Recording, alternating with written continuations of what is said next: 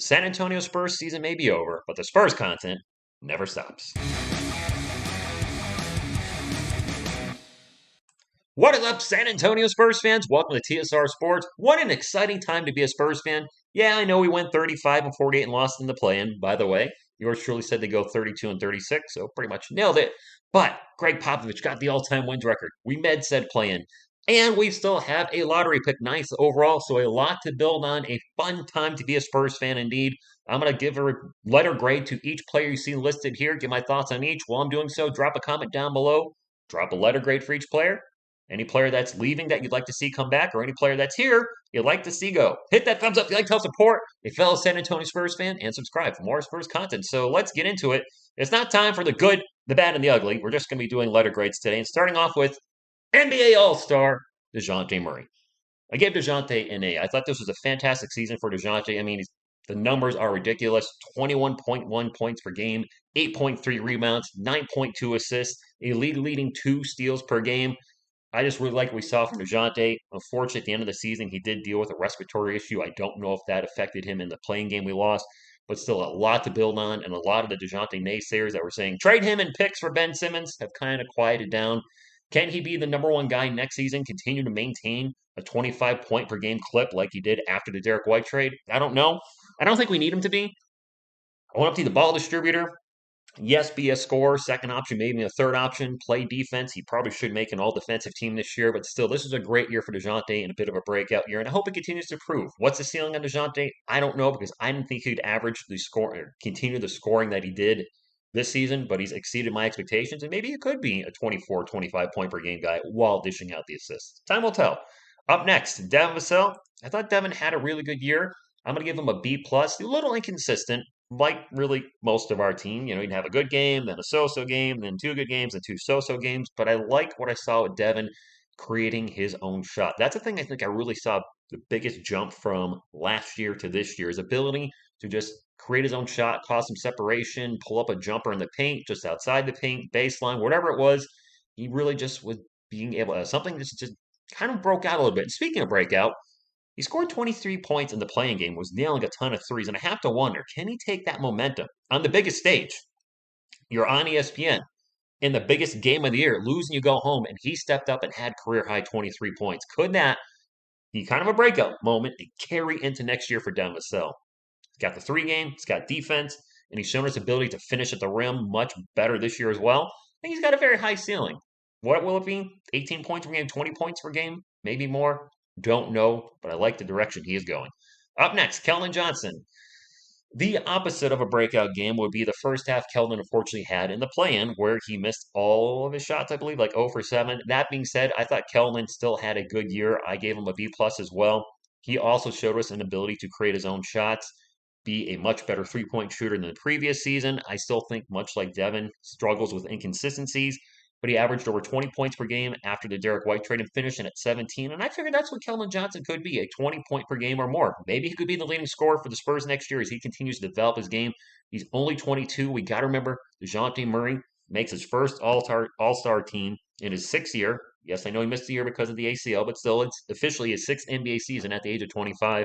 I do think there's room for Kelvin to grow. I just like to not see plays like I do here and there throughout games where he runs into the paint, he Euro steps and literally Euro steps into a wall of defenders and then forces the shot. That's probably the biggest frustrating aspect of Kelvin's game for me right now, where he just plows in, gets stopped, and then throws it up and misses. I'd like to see something else than I guess. He has improved in his passing. His assist went up throughout the season, so maybe next year with better 3-point shooting around us, that'll help keep the paint from getting clogged up, which is affecting his game.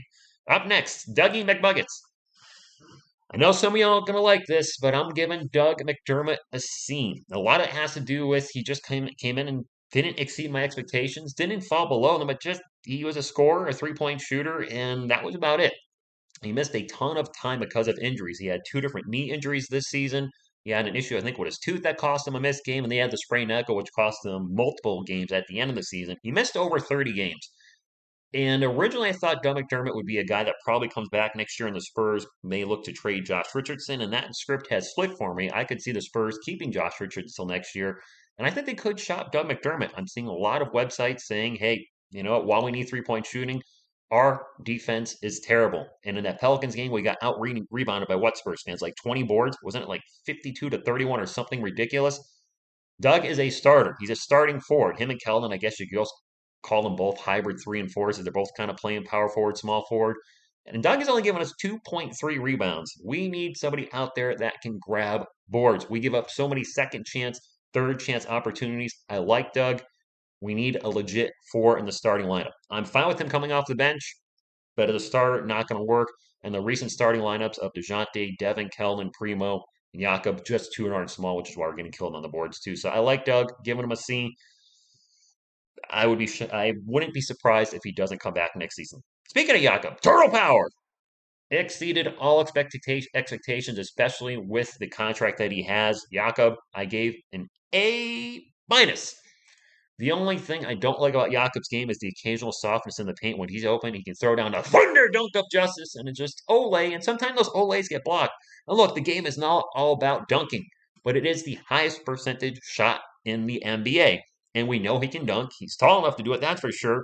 And when he just goes for those little layups or Olays and sometimes misses them or gets blocked, I'm like, if you just dunked that, you would have had 2 points easily. And then, of course, there's the issue with his free throw shooting, as he is the worst free throw shooter on their team, and teams have employed the hack-a-yak at the end of the game to put him at the line. I don't know what's going on with Jakob. His free throw shooting percentage has gone down over the last few years. Instead of getting better, he's gotten worse. But still, I think he's proven he can be a good starter, even though I've been a little critical of him over the last few years. 13.5 points per game, 9.3 rebounds. He showed to be a very good passer, 2.8 assists per game, which is good for actually third on the team. Pretty darn good for our center.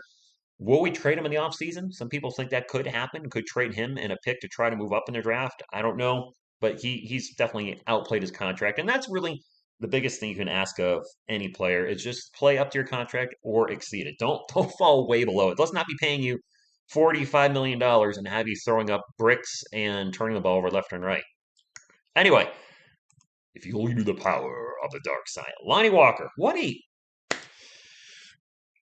up and down year. Before the Derek White trade, Lonnie was struggling and really having a rough year. I think he was shooting under 40% for the season and under 30% from beyond the arc. He did have a great run of about 2 or 3 weeks where we're like, okay, Lonnie's got his groove back. How Lonnie got his groove back, and then he had some back end issues, and then it kind of fell off again.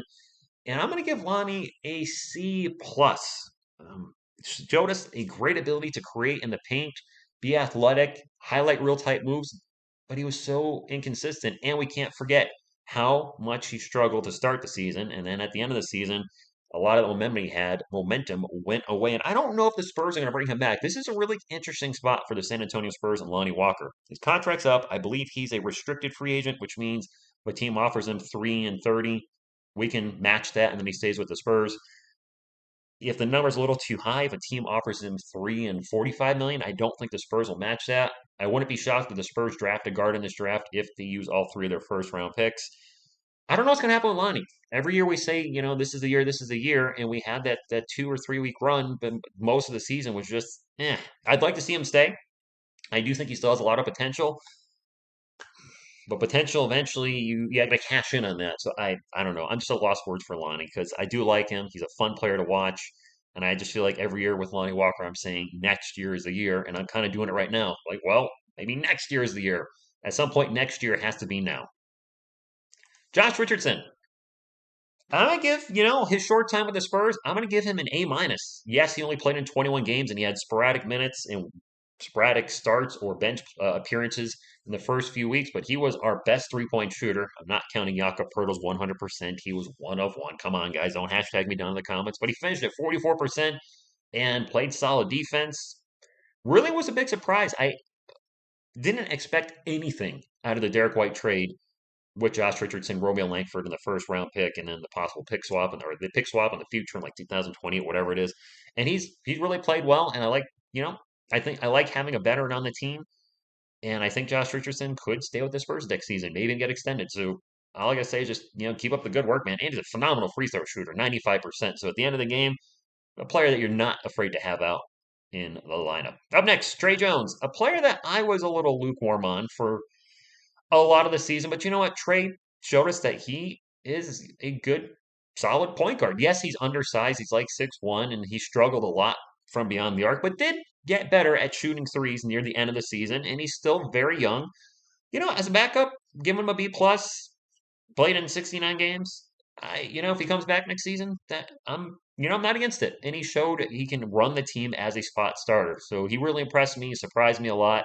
Showed an ability to create in the paint and hit runners, little jumpers, and you know what? Bring him back. Zach Collins.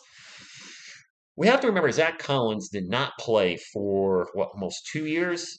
All of that considered, I give him a B. I thought he played fairly well with the Spurs. Gave us some scoring off the bench, some rebounding, good passer. Was a little turnover prone at times. Definitely showed some rust at times here and there throughout the season. But overall, I like what I saw from Zach Collins, and I think next year is going to be more the benchmark of what Zach Collins will be with the Spurs. This year, just he played 28 games, had the surgery last year. And this year, this coming season, if he plays 70 plus games, we're going to get a good idea if this is a guy that we want on the bench. Could he eventually be a starter? Could he be thrust into the starting lineup as the starting four, the power forward? Because again, we need size and rebounding out there. And Zach Collins, 5.5 rebounds in 18 minutes. You give him 27 minutes, that's about 8 boards. That's a lot more rebounding than say our other starting forward at the time, Doug McDermott. I like Zach. We'll see what happens. One of the more controversial picks in Spurs memory. Joshua Primo, 18-year-old rookie, comes to the NBA, still the youngest player in the NBA last I checked, played in 50 games, got a ton of starts. That being said, I'm going to give him a C+. Sorry for Primo fans, don't hate me in the comments, and for the Primo haters, you're probably thinking that grade's too high. He kind of did what I expected as a young teenage rookie. Might even lean towards B-. C+, B-. I'm fringe on both. Yes, he struggled from the field, under 40%. 31% from beyond the arc, but he showed poise. He showed confidence. Showed he can play solid defense. Never showed that the moment was too big for him. And I think that's something to build on, something to, grow on, because he might still be growing too.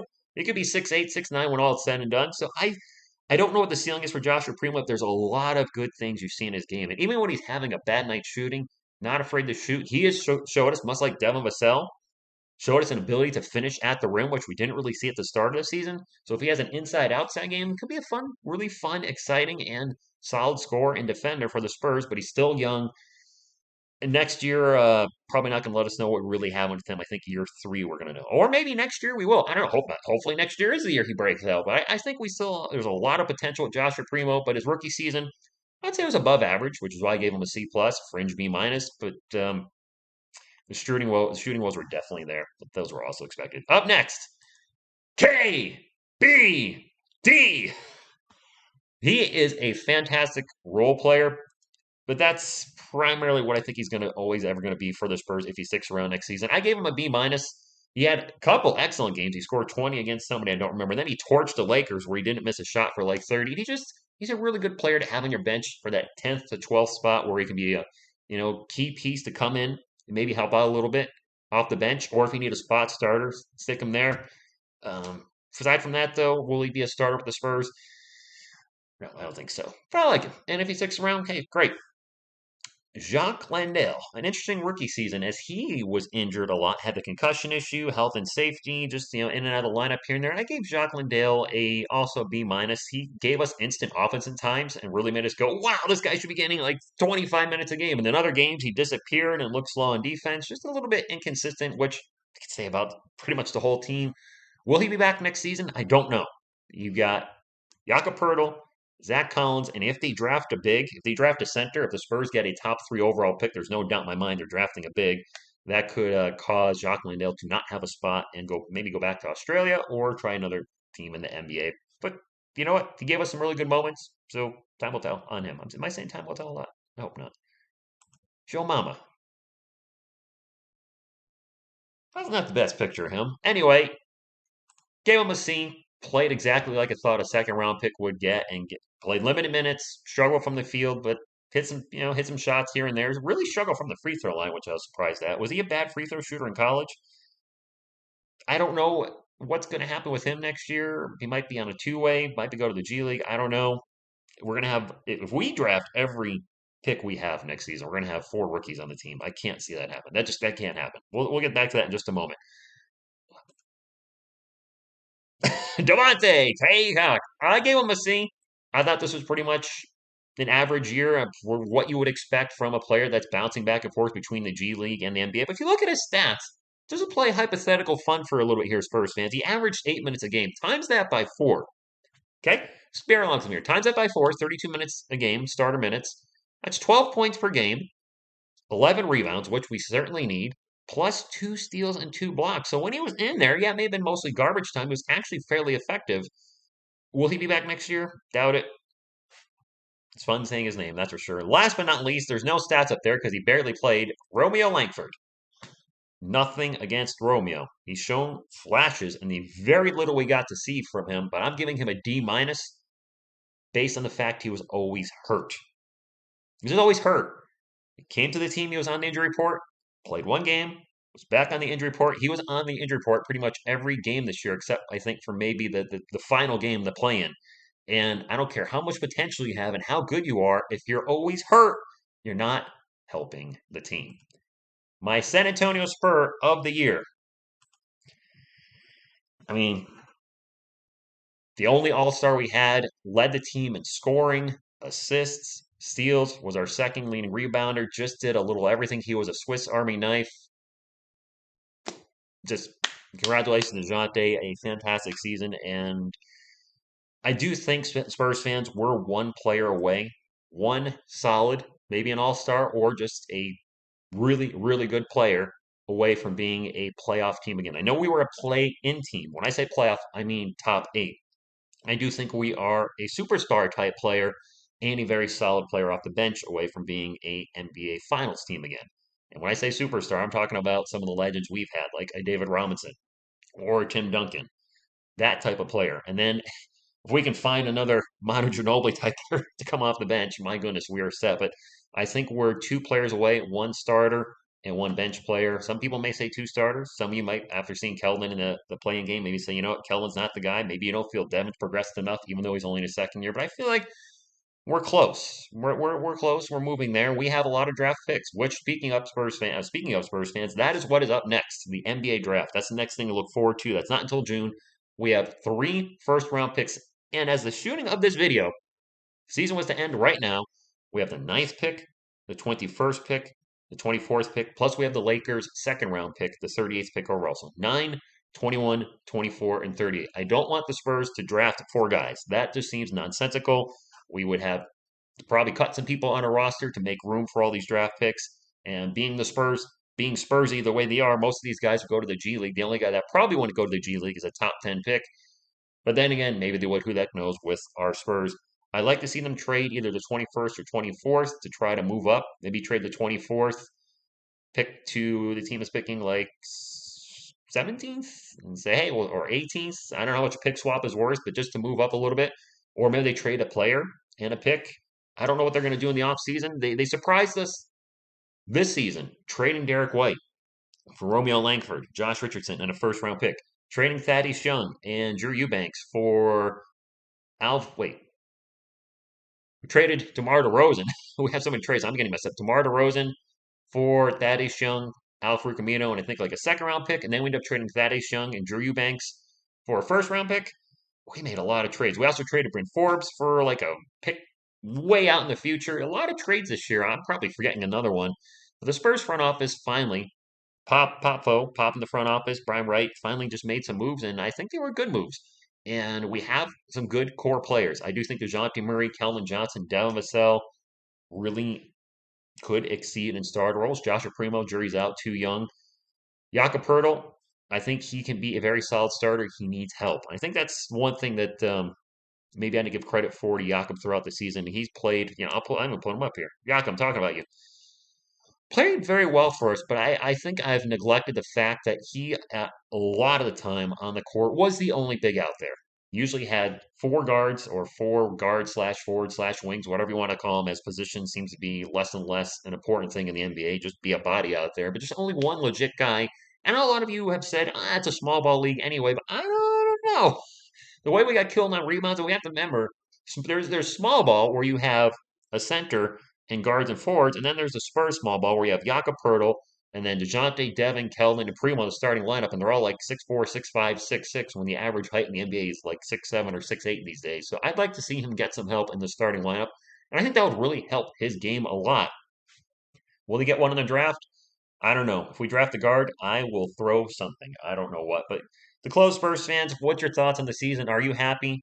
Pop record, play-in, lottery pick. Your expectations for next year? Do you think we can be a playoff team, top 8 seed, if we win the lottery? Jabari Smith Jr., Chet Holmgren, Paul Banchero. I mean, do you feel like one of those players, if we were to nail one of them, could that turn the Spurs franchise immediately into a playoff team? Yes, it's a rookie, but your top 3 picks usually start right away and do change your team, hopefully, immediately and have some sort of impact. And I think maybe it's not going to take one of those picks. Maybe we move up a little bit and trade our 24th and 21st and our 9th to move up into the top 5 or 6 if a team's willing to do that. I don't know what's going to happen. Do we get Keegan Murray? There's a lot of question marks moving forward, but I think it's a fun time, as I said before, to be a Spurs fan, to have things to build on, and our young guys show an improvement, especially Dejante Murray, Devin Vassell, Kelvin Johnson, with more minutes, more opportunities after Derek White left. Not an indictment on Derek White, but those shots had to go somewhere. Seeing them take the shots was a lot of fun, and I think we're going to have a fun season next year. It's going to be sad, no Spurs live streams, no Spurs games until October when the preseason starts. But I think, we surprised people this year. A lot of analysis had us pegged to win 23, 24, 25 games, finish near the bottom of the Western Conference. Yes, 34 wins is not fantastic. It's not going to we're not going to look back at the Spurs team and say this is one of the greatest Spurs teams of all time. But they exceeded expectations by, I would say, by most analysis, by about 8 wins, we'll say. Let's say most analysis have them winning 26 games. So next year, maybe most analysis have them winning 30 games, 32 games. Maybe we can go get back to the old 500 again, 41-41 or better, and make a top 8 seed. Maybe a late seed, 6, 7, 8, whatever it is. But I think a solid draft pick that doesn't go to the G League and gets minutes, maybe becomes an impact starter, could really make us a legit playoff team again. I'm rambling a bit because, well, the Spurs season over, and I'm not going to talk about much with you guys except for the upcoming draft and the summer of nothing. So I guess the videos I make will just be a little longer because I like talking to team and like talking to team with you guys. I'm going to wrap it up. Thank you all for tuning in, and as always, go Spurs, go!